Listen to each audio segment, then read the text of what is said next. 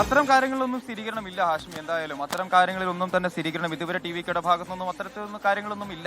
എന്തായാലും അത് നോക്കാം. അത് വരും മണിക്കൂറുകളിലോ അല്ലെങ്കിൽ വരും ദിവസങ്ങളിലോ ആയിരിക്കും അതിലേക്കുള്ള കാര്യങ്ങളിലേക്കൊക്കെ പോവുക. കാരണം ബൈ ഇലക്ഷൻ ഡിക്ലെയർ ചെയ്യണം, അങ്ങനെയുള്ള ഒരുപാട് ഫോർമാലിറ്റീസ് അതുമായി ബന്ധപ്പെട്ട നിലവിലുണ്ടല്ലോ. മാത്രമല്ല ഇന്നിപ്പോൾ 10 മന്ത്രിമാർ, മുഖ്യമന്ത്രി ഉൾപ്പെടെ 10 പേരാണ് സത്യപ്രതിജ്ഞ ചെയ്യുന്നത്. അതിനുശേഷം മറ്റ് ആളുകൾ സത്യപ്രതിജ്ഞ ചെയ്യണം. മന്ത്രിസഭയിലേക്ക് ഏകദേശം 30 മുതൽ 34 വരെ മന്ത്രിമാരാണ് ഉണ്ടാവുക എന്നാണ് നമുക്ക് മനസ്സിലാക്കാൻ സാധിക്കുന്നത്. കോൺഗ്രസിന് 3 മന്ത്രിസ്ഥാനം നൽകും എന്ന് നമുക്ക് മനസ്സിലാവുന്നു. പുറത്തുനിന്നുള്ള പിന്തുണയാണ് ബാക്കിയുള്ളവർ നൽകിയിരിക്കുന്നത്. അതുകൊണ്ട് തന്നെ അവർ ഭരണത്തിൽ പങ്കാളികളാവില്ല എന്നാണ് നമുക്ക് മനസ്സിലാക്കാൻ കഴിയുന്നത്. അപ്പോൾ ഇനിയിപ്പോൾ അത്തരത്തിലുള്ള ചില കാര്യങ്ങൾ കൂടി എന്തായാലും, സാങ്കേതിക കാര്യങ്ങൾ കൂടി എന്തായാലും പൂർത്തീകരിക്കേണ്ടതുണ്ട്. അല്പസമയത്തിന് ശേഷം തമിഴ്നാടിന്റെ മുഖ്യമന്ത്രിയായ എന്തായാലും സി ജോസഫ് വിജയ് അധികാരമേൽക്കുന്നു എന്നുള്ളതാണ് ഏറ്റവും പ്രധാനം.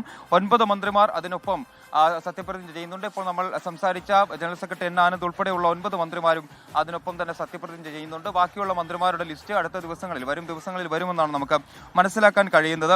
എന്തായാലും തമിഴ്നാട്ടിൽ ഒരു വലിയ വിപ്ലവം തന്നെ സൃഷ്ടിച്ചിരിക്കുന്നു വിജയ് എന്നുള്ളതാണ് ഏറ്റവും പ്രധാനം. നമ്മൾ രാവിലെയൊക്കെ സംസാരിച്ച പ്രവർത്തകർ പറഞ്ഞിരുന്നത് തങ്ങളെ ഈ കഴിഞ്ഞ 2 വർഷങ്ങളായി തങ്ങൾ നേരിടുന്ന അധിക്ഷേപം എന്ന് പറയുന്നത് വലിയ തോതിലായിരുന്നു. മാത്രമല്ല ഈ തെരഞ്ഞെടുപ്പ് പ്രഖ്യാപിച്ച് 234 മണ്ഡലങ്ങളിൽ മത്സരിക്കാൻ ടി.വിക്ക് തീരുമാനിച്ച സമയം മുതൽ അത്ര വളരെ മോശം പ്രതികരണമായിരുന്നു ഈ പറഞ്ഞ അണ്ണാ-ഡി.എം.കെയുടെ ഭാഗത്തു നിന്നും ഡി.എം.കെയുടെ ഭാഗത്തു നിന്നും ഒക്കെ ഉണ്ടായിരുന്നത്.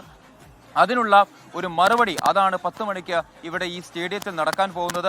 6 മാസം നിങ്ങൾ കാത്തിരിക്കൂ. 6 മാസത്തിന് ശേഷം 6 മാസം കൊണ്ട് തമിഴ്നാട്ടിൽ വിജയം ഉണ്ടാക്കാൻ പോകുന്ന മാറ്റങ്ങൾക്കായി നിങ്ങൾ കാത്തിരിക്കൂ എന്നാണ് വളരെ സാധാരണക്കാരായിട്ടുള്ള പ്രവർത്തകർ എന്തായാലും പറയുന്നത്.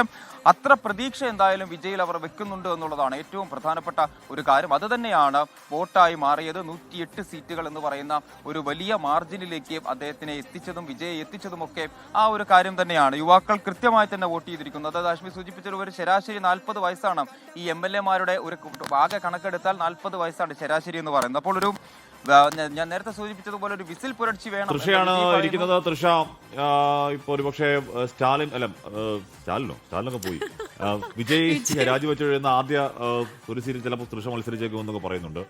ഇപ്പൊ ചില ട്രോളുകളെ കണ്ടു. പ്രിയപ്പെട്ടവൾക്ക് ഒരു സംസ്ഥാനം തന്നെ ഗിഫ്റ്റായി കൊടുത്തു വിജയ് എന്നൊക്കെ പറയുന്നു. നമുക്കുണ്ട് ചില ഉണക്ക കാമുകന്മാർ എന്ന് പറഞ്ഞ ചില പെൺകുട്ടികളുടെ ചില ഫേസ്ബുക്ക് പോസ്റ്റ് ഒക്കെ ഉണ്ട്. പോട്ടെ, തൃശ്ശയുടെ ബോഡി ലാംഗ്വേജ് ഉണ്ടോ? ഒരു സിനിമാ താരം എന്നതിലുപരി ആ കൈയൊക്കെ കുറച്ചുകൂടെ ആർജവത്തോടെ ഒരു രാഷ്ട്രീയക്കാരി ആവുന്നുണ്ടോ നമുക്കൊരു ബോഡി ലാംഗ്വേജ് കാണുമ്പോൾ ഒരു സംശയം അറിയില്ല. നമുക്ക് 10 വർഷം കഴിയുമ്പോഴേക്കും തമിഴകത്തിന്റെ മുഖ്യമന്ത്രി 10 വർഷം മുമ്പ് തൃഷ പറഞ്ഞ ഒരു പഴയ ഡയലോഗ് ഇപ്പോൾ ഓടുന്നുണ്ട്. അപ്പൊ അന്നതിനെ എല്ലാവരും ചിരിച്ചു തള്ളിയവർ മുഖ്യമന്ത്രി ഒന്നും ആയില്ലെങ്കിലും അതിനടുത്തൊക്കെ അതിന് ചുറ്റുവട്ടത്തൊക്കെ തൃഷ എത്തി അവിടെ നിൽക്കുന്നുണ്ട്.